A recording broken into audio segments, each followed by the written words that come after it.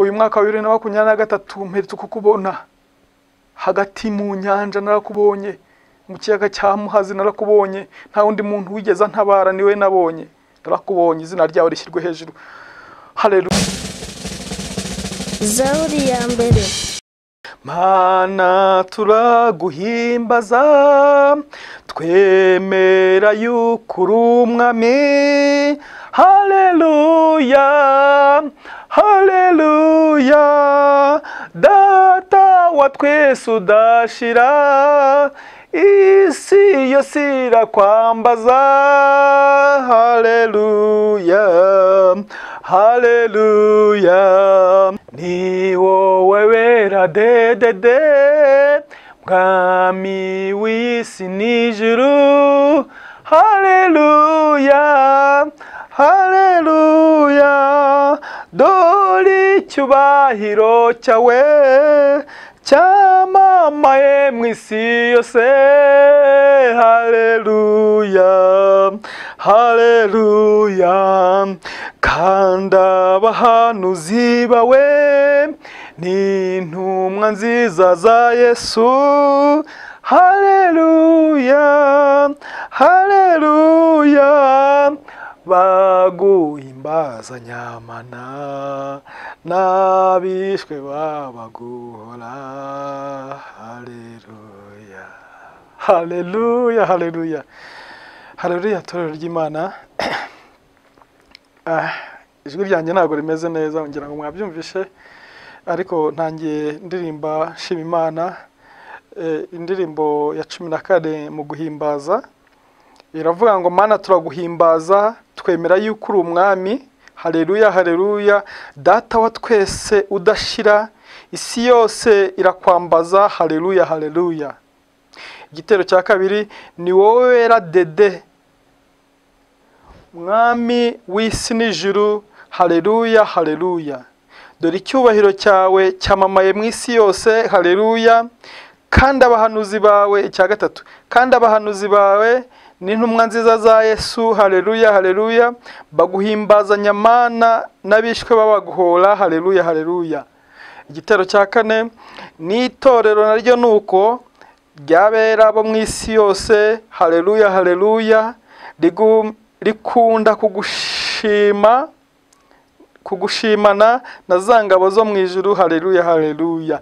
Igitero cya gatanu, data wa twese n'umwana n'umwuka wera n'Imana imwe. Data wa twese n'umwana n'umwuka wera, Imana imwe. Haleluya, haleluya, Imana imwe mu butatu, ikwiriye icyubahiro. Haleluya. Munyemerere dushima Imana, tubone kuganira. Bahaye ikaze kandi abantu badukurikira kuri Zaburi ya mbere TV. Nimba ari ubwa mbere ugeze kuri Zaburi ya mbere TV, ndagusabye ukore subscribe, nituza kuririmba cyangwa kubwiriza ugafashwa, comment yawe ivuga amen cyangwa shalom, uko wakorwa ku mutima kose. Imana iguha umugisha. Comment yawe ibikenewe, ni ikiganiro kikubere cy'umugisha, ugisherenge mu nshuti zawe. Reka dushime Imana, hanyuma tubone kuganira ku ijambo ry'Imana. Imana ishyize ku mutima uyu munsi. Gusa turi mu bwami butazahanguka, ubwami buzahoraho, ubwami bwahozeho. Umuririmbyi we yigeze aririmba ngo Imana yacu bwite yisanzeho ubwayo, nta wayiremye, ntaho izajya, nta wayibanjirije, nta n'uzayiheruka. Reka dushime Imana, dushime iyo Mana. Mana turagushimiye mu izina rya Yesu Kristo rikomeye. Ndi imbere y'ubwoko bwawe, aka kanya ni njyewe wemeye ko tuganira. Ndagushimiye kuko uri umukozi w'umuhanga, ndagushimiye kuko byose ari wowe ubigena. Ngushimiye cyane ko udukunda, urukundo rusumba byose. Muririmbyi yararimbye ngo urukundo rwawe udukunda rusumba ukwezi, rusumba izuba n'ikuzimu rugerayo. Urwo rukundo ntago twabona akagero karwo mwami. Turagushimiye, uracyaturinze, wagize neza hakundinda, wagize neza kurinda mwene data udukurikiye aka kanya kuri telefoni ye, kuri televiziyo ye, umuha umugisha mu izina rya Yesu. Data, ni byinshi cyane nabona byo kugushima. Umuririmbyi yarongera aririmba ngo afite impamvu zirenze 10,000 zo kugushima. Nanjye aka kanya yisaha mfite impamvu nyinshi cyane zatuma ngushima mwami. Nibutse iminsi ya kera nkuramburiye amaboko papa, icyubahiro ni icyawe. Nibutse iminsi ya kera, haleluya, ntago nabirondora, ese ndahera he ntangirire he? Ndagushimiye gushimiye uburyo wabanye nanjye kera cyane nkiri umwana mfite imyaka 4. Nabonye ukuboko kwawe wa munsi kuri wa musozi igihe bari bagiye kuzana umupfumu ngo nkoreho, naraguhamagaye uraza unkoraho, ndahaguruka ndakira. Izina ryawe rishyirwe hejuru, haleluya. Ibyo birandenga. Nabonye ukuboko kwawe cyagihe muri rya joro hari yiremera aho twari turi, aho narindi mu rwobo mwami Imana, niwe wari uhari, niwe wahabaye, nta nshuti nta muvandimwe wari uhari. Oh haleluya. Ibyo birandenga. Guhera za saa 7 kugeza saa 11 za mu gitondo nabonye ukuboko kwawe, nabonye ukuboko kwa gukiza. Haleluya, warakoze papa. Nabonye ukuboko kwawe muri 94 ku musozi wa Nyantoki. Narakubonye mwami Imana, cyagihe inyamaswa zo mu mazi zazaga zishaka kurya amano yanjye, warakoze, narahakubonye. Cyagihe ibinyoni byari byinshi hejuru yanjye, induru n'imiborogo ari byinshi hirya no hino, hakurya no hakuno. Nabonye ubwoko kwawe, wumveshe gusenga kwanjye urya munsi. Nanjye mpagaze hano ndashima izina ryawe, ndimo ndasohoza umuhigo w'ibyo navuze.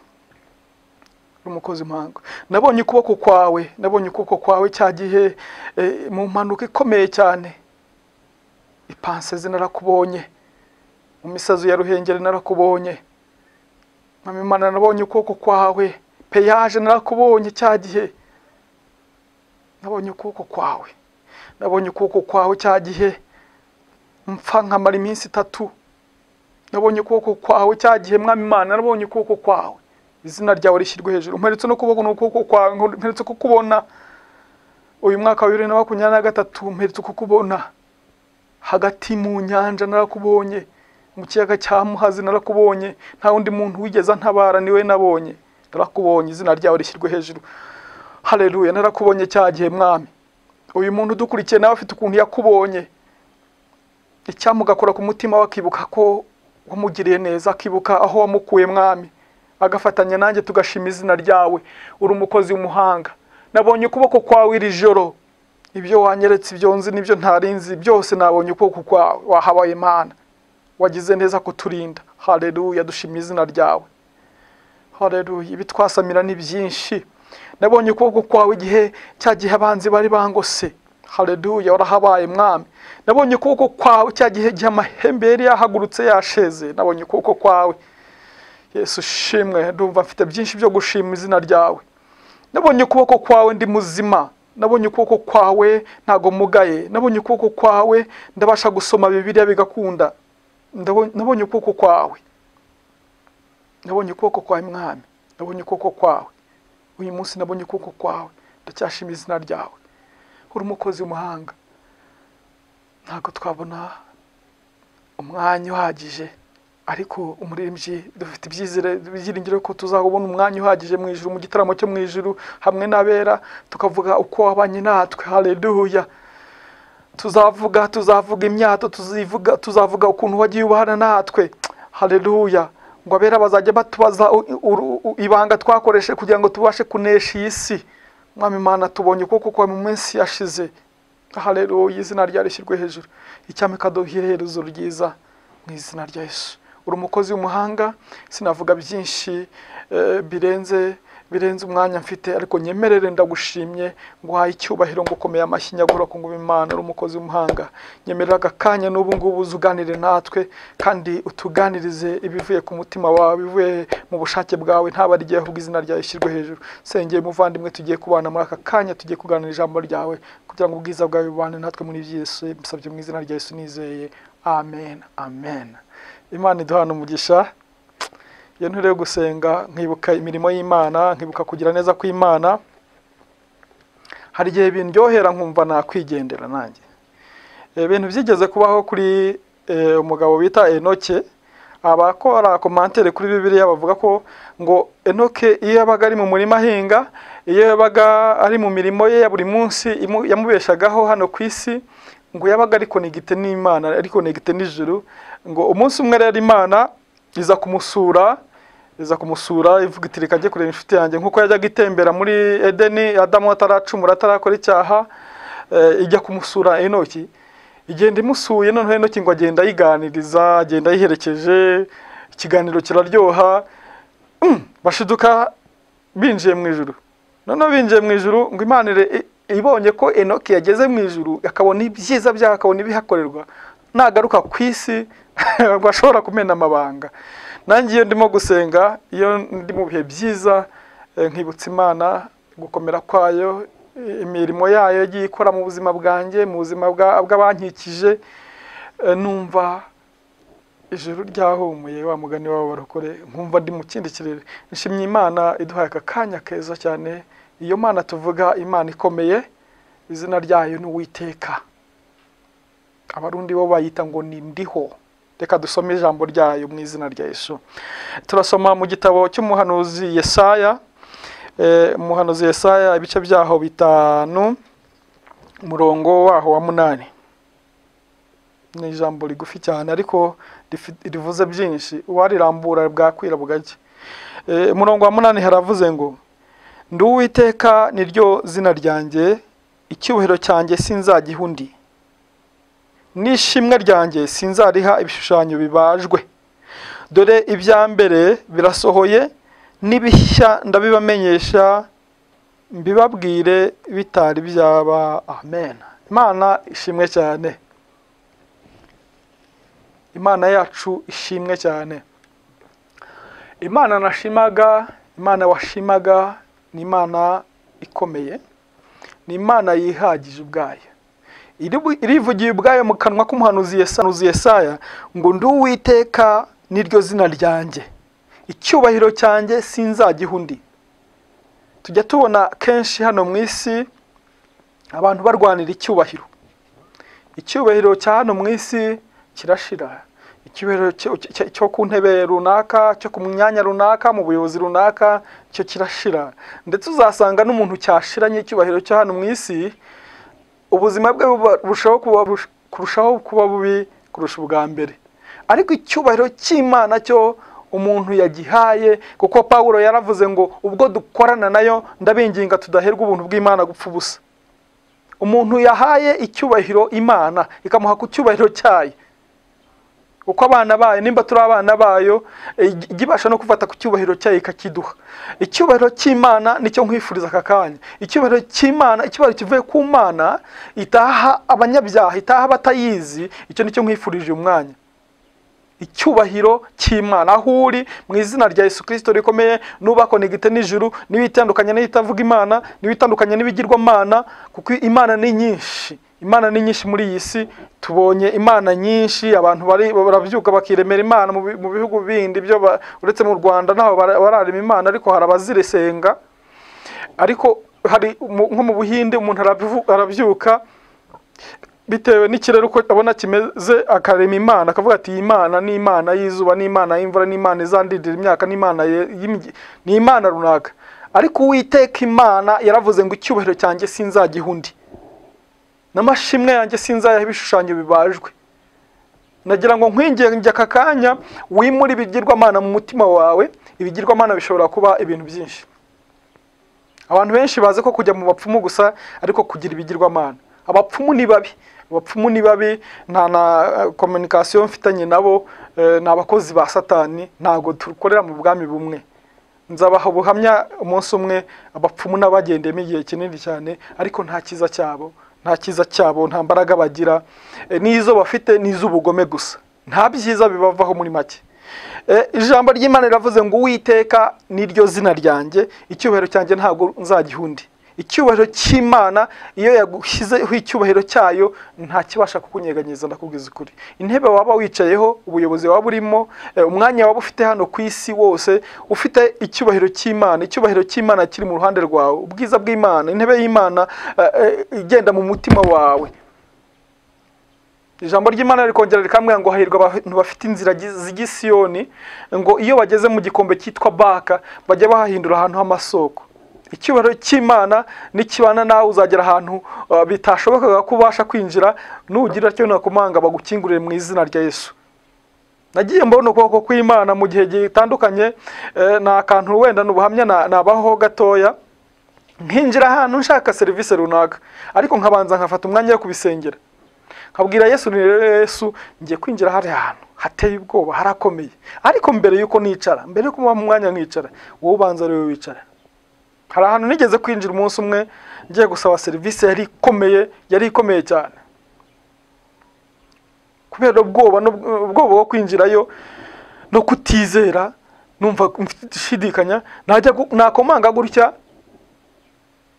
kubera n'ubwoba nkinjira ntabanje gukora amasezerano ndakoranye na Yesu. Nari navuze nti Yesu niba nkingurira, niba mwira ngo karibu, ndavuga ngo banza wicare Yesu. Noneho mbikora bwa mbere ndinjira, ariko kubera igihunga n'iki nibagirwa bya bindi gukora ka kagesti ko kubwira Yesu ngo banza ubare we wicara. Ngiye kwicara bati oya ntabwo ari wowe, harundi hanze twari dutegereje. Nsubira inyuma nibuka yuko navuze ntaha Yesu karibu bwa mbere.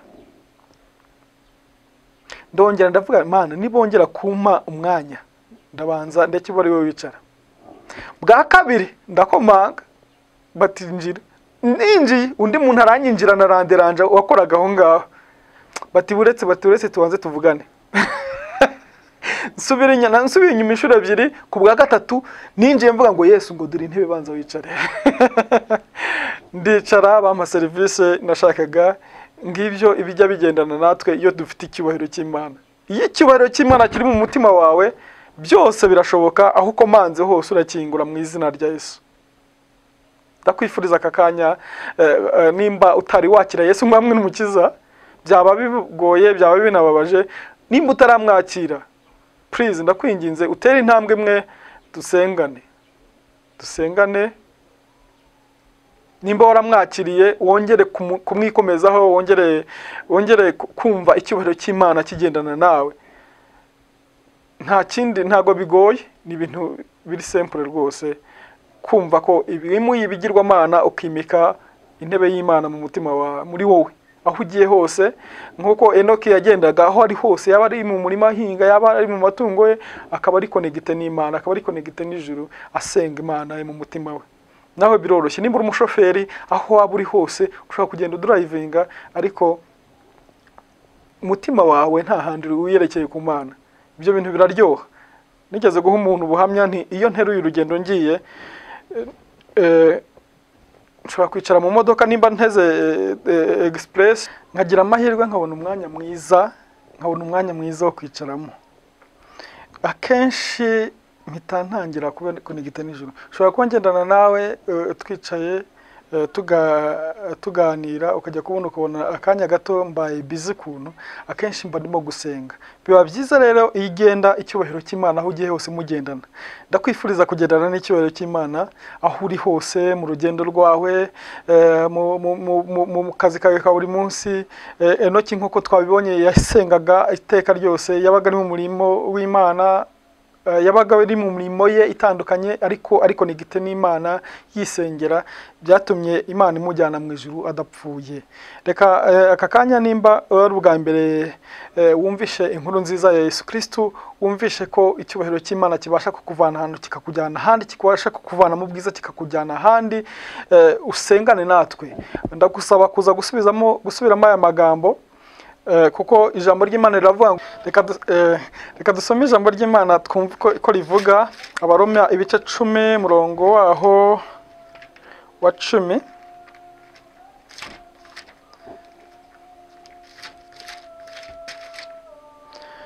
Abaroma ibice 10 umurongo waho wa 10 haravuze ngo kuko umutima ari wo umuntu yizeza akabarwaho gukiranuka, kandi akanwa akaba ariko yatuza agakizwa. Amen. Aka kanya ndagira ngo wizere niwizera Imana ko ibasha kugukiza, niwizera Imana ko ibasha kuguha icyubahiro cyayo mukajya mugendana, niwizera amaraso ya Yesu Kristo, Yesu ko ari umwami n'umukiza w'ubugingo bwawe aka kanya, ukabyatuza akanwa kawe ukabyizeza mu mutima wawe, urakira. Turaza gufatanya gusenga. Nimba ari ubwa mbere wari ugiye wumvisha inkuru nziza, ushobora kuba warayumvishe kera ntubyiteho, aka kanya ukaba wumva wizeye ko Yesu Kristo ari umwami n'umukiza w'ubugingo bwawe. Ndagira ngo ufatanye natwe watura aya magambo, uvuga uti mwami Yesu, ndagushimiye ko uri umwami n'umukiza wa benshi. Uti nagendeye mu byaha kenshi, sinabasha kwizera no kumva iby'ubwami bwawe. Aka kanya mbabarira nanjye nandikwe mu gitabo cy'ubugingo. Izina ryanjye ryandukurwe mu barimbuka, ahubwo ryandikwe mu gitabo cy'ubugingo. Umpindure umwe mu bana bawe, umpindure umwe mu bakwizera. Urakoze data, urakoze kukunkijije mu izina rya Yesu, amen. Imana iguhe umugisha. Reka dusengane. Mana data, mu izina rya Yesu Kristo rikomeye, ndagushimiye kuko uri umukozi w'umuhanga. Ijambo ryawe rirambwira ngo intama imwe iyibonetse mu bwami bwawe, impundu ziravuga mu ijuru, abamarayika bakavuza impundu, igitaramo kikaba. Ndagushimiye ku bwa mwene data uyu nguyu wemeye kujoininga ubwami bwawe. Nyemerera umwandukure mu gitabo cy'abarimbuka nk'uko yabyifuje, ahubwo izina rye ryandike mu gitabo cy'ubugingo. Nk'aba ari we, ahubwo izina ryawe rishyirwe hejuru. Impundu zivuge mu ijuru papa, icyubahiro n'ikibi cyawe mu izina rya Yesu. Urakoze kuko umubabariye, urakoze kuko umukijije. Uhereye none izina rye ntirikandukurwe mu gitabo cy'ubugingo kundi. Uhereye none icyubahiro cyawe kimugaragareho.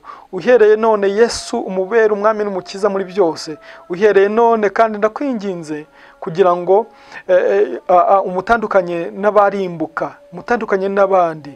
Uhereye none ubuzima bwe buhinduke mu izina rya Yesu. Abone itandukaniro ry'abatarakumenya, umutandukanye n'abakora ibyaha mu izina rya Yesu.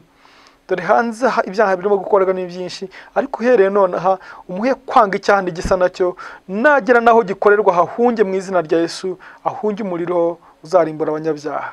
Urakoze kukugize neza, umukijije mu izina rya Yesu Kristo rikomeye, amen. Imana iguhe umugisha. Birashoboka ko waba udukurikiye uri ahantu hafi yawe hari urusengero, ariko nimba hatari n'urusengero hafi yawe, uzashake ahantu hari itorero hafi yaho wumva umutima wawe wishimiye. Amatorero ni menshi, ariko itorero rya Kristo niryo nkwifuriza kwinjiramo mu izina rya Yesu. Uzagende urijoininge, wabwite nshaka kuba umwe namwe wenda, cyangwa ndashaka kuba urugingo rwanyu, kuzabivuga kose bazakwakira mu izina rya Yesu. Imana iguhe umugisha. Reka dusengane, dusengere umurimo w'Imana, dusengere abarwayi, abantu bafite ibibazo bitandukanye. Imana ibagirire neza. Data, mu izina rya Yesu Kristo rikomeye, nongeye kugushimira. Ndagushimiye ku bwa byinshi, ndagushimiye ko ijambo ryawe ryatwubatse bundi bushyashya. Twabonye ko icyubahiro cyawe iyo kiri kumwe natwe nta wundi ujya ubasha kukidukuraho mu izina rya Yesu. Ijambo ryawe ryatubwiye ngo icyubahiro cyawe nta wundi uzagiha, kandi ibigirwamana ntabwo bizabasha kurigiraho access. Izina ryawe rishyirwe hejuru. Nyemerera kubw'ubuntu n'imbabazi zawe icyubahiro cyawe kitugumeho mu izina rya Yesu. Nyemerera aka kanya kandi nsengere mwene data udukurikiye arwaye. Ijambo ryawe rirambwira ngo ni wowe ukiza indwara zose zananiranye. Ijambo ryawe rikongera rikambwira ngo ushyira ikuzimu kandi ugakurayo. Nyemerera indwara zose zatubuzaga, zamubuzaga gusinzira, izamubuzaga amahoro. Nagiye mbona ukuboko kwawe gukiza, cya gihe narakubonye ukuboko kwawe wowe ubwawe narakwiboneye gukora mu mara yanjye kugasasanura. Hari ibintu byinshi wankijije, hari ibintu byinshi wakije umwene data. Nyemerera wongere ukize n'ibingibi mu izina rya Yesu. Ibyo twibuka n'ibikeya, hari byinshi wagiye ukora, hari ibikorwa tutabibonye. Nyemerera mu izina rya Yesu Kristo ni indwara yamunaniye, ni indwara imuriza, indwara imubuza gusinzira, ikurweho mu izina rya Yesu. Satani niwe mwanzi mubi, niwe mwanzi uteza indwara. Indwara zose zivuye ku mwanzi Satani ndazikuzaho amaraso ya Yesu. Izo kujya kwa muganga zijyeyo, ariko iziterwa n'umwanzi Satani zose ndazikuzaho amaraso ya Yesu mu izina rya Yesu. Umuntu wese wizera ijambo ryawe, umuntu wese wizera message ucishe muri jewe, umukize mu izina rya Yesu. Tuzagushima, tuzatanga amaturo yishimwe mu izina rya Yesu. Tuzaza mu nzu yitiriwe izina ryawe tugushime mu izina rya Yesu. Haleluya. Izina ryawe rishyirwe hejuru mwami. Urakoze kukumvisha gusenga kwacu, urakoze kukumvisha imihigo yacu. Urakoze papa, icyubahiro n'ikibi cya mu izina rya Yesu. Amen. Mwene data, mpiza umuhigo ku bwawe. Umbabarire. Ijambo ry'Imana riravuga ngo guhiga umuhigo ntuwuhigure, birutwa no kutawiga. Umbabarire umunsi uzumva indwara warurwaye ari kurembeje yakuweho. Uzazamuke ujye mu itorero rikwegere cyangwa usengeramo utange ishimwe. Ntago nkubwiye ngo uzaze hano ritange, kongeraho byakugora, kandi jewe ntago nshinzwe kwakira amashimwe y'Imana. Hari abatambyi babyerejwe. Imana iguhe umugisha. Gusa nukira indwara yawe utazaba nka Namani, ibibembe bikazakugaruka. Uzagende uhigura umuhigo mpize, uzagende ushima Imana, watanga ituro washima Imana mu rusengero. Imana iguhe umugisha kandi Imana ibagirire neza. Nari nabasabye kare nyitangira ngo nimba ari ubwa mbere ugeze kuri Zaburi ya mbere, ukore subscribe kugira ngo tujye tubasha kubana. Ni inkunguri buduteye. Imana iguhe umugisha, ukore share, Imana iguhe umugisha, na comment nta kitwaye. Imana iguhe umugisha. Indi nkunga Imana yashyira ku mutima wawe ikagushoboza, aho ngaho hariho telefoni zacu, waduhamagara ushaka ko dusengana, ushaka ufite icyifuzo runaka tukakugira inama. Imana ikugire neza, turabakunda. Ciao ciao. Zaburi ya mbere.